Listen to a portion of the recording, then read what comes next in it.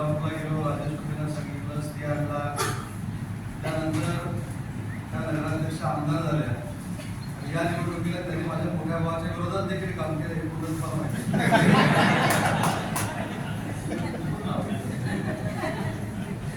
जसं तुम्ही पुढे टाकता तसं मी तुम्हाला पुढे टाकले, नाव तुम्ही शोधून टाका. मला समाधान एवढ्यासाठीच आहे की मी केलेल्या कामाच्या निमित्तानं जे काम केलं त्याच पासून आपण सगळ्यांनी पण मला सहकार्य केलं. मगाशी बाईंनी सांगितलं की ज्या पद्धतीनं राजकारणामध्ये आम्ही सगळी मिळून काम करतो. अध्यक्षांनी सांगितलं की मी माझी संस्कृती सोडली नाही, पण प्रत्यक्षात मी सोडली नाही आणि सोडणार नाही. त्यासाठी राजकारणावर पोट असणारे वेगळे आहे आणि राजकारणावर पोट नसणारे वेगळे आहे. मगाशी समीबाईंनी सांगितलं की मी त्यांना काहीतरी पाठवायचो, ती नंतर बंद का झाली कारण मी स्वतः वैयक्तिक सुरू केलेला व्यवसायात बंद करून टाकला.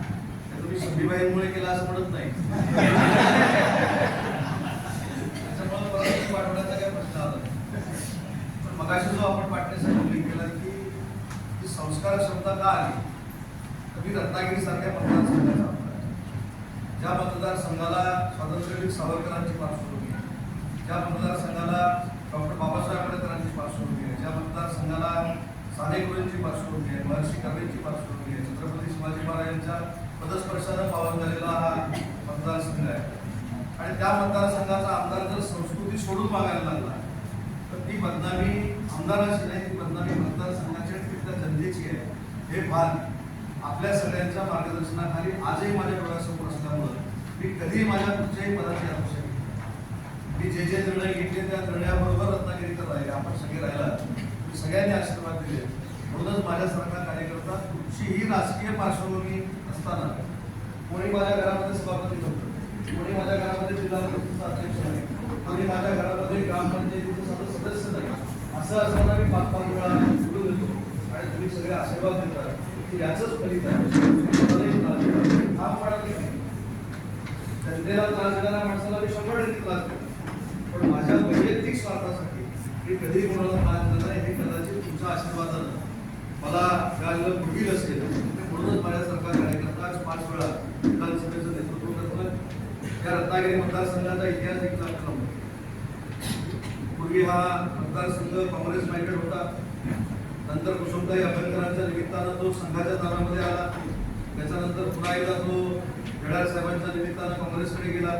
त्याच्यानंतर शिवाजीराव भोसले साहेबांच्या निमित्तानं पुन्हा एकदा भाजपकडे आला. नंतर बाळासाहेबांच्या निमित्तानं भाजपकडे आला आणि त्याच्यानंतर सलग 25 वर्ष रत्नागिरीकरांनी जो माझ्यावर विश्वास ठेवलेला आहे, त्या विश्वासाला गेल्या 20 वर्षामध्ये मी कधीही तडा द्यायला नाही.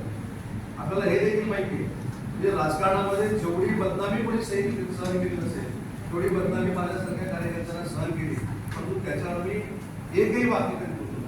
आणि हीच मला असं वाटतं की महाराष्ट्रातल्या रत्नागिरी मतदारसंघाची खासियत आहे आणि याला वारसा सुद्धा आपल्याला. आणि म्हणून रवींद्रनाथ टागोरांच्या चळवळीला आपण उभी केलं, निर्माणी नाही केली. मी जे सांगितलं ते काम करणं ही लोकप्रतिनिधीची जबाबदारी आहे, पण कामावरची पद्धत वेगळी आहे. अनेक वेळा मला काही लोक सांगतात एक कॉल आणि प्रॉब्लेम सॉल्व, त्या पद्धतीने मी काम करतो आणि तो लोकांसाठी असतो. हे जरी महाराष्ट्रामध्ये जर विचारलं मी कोणासाठी फोन करतो, स्वतःसाठी आज आणि म्हणूनच कालचा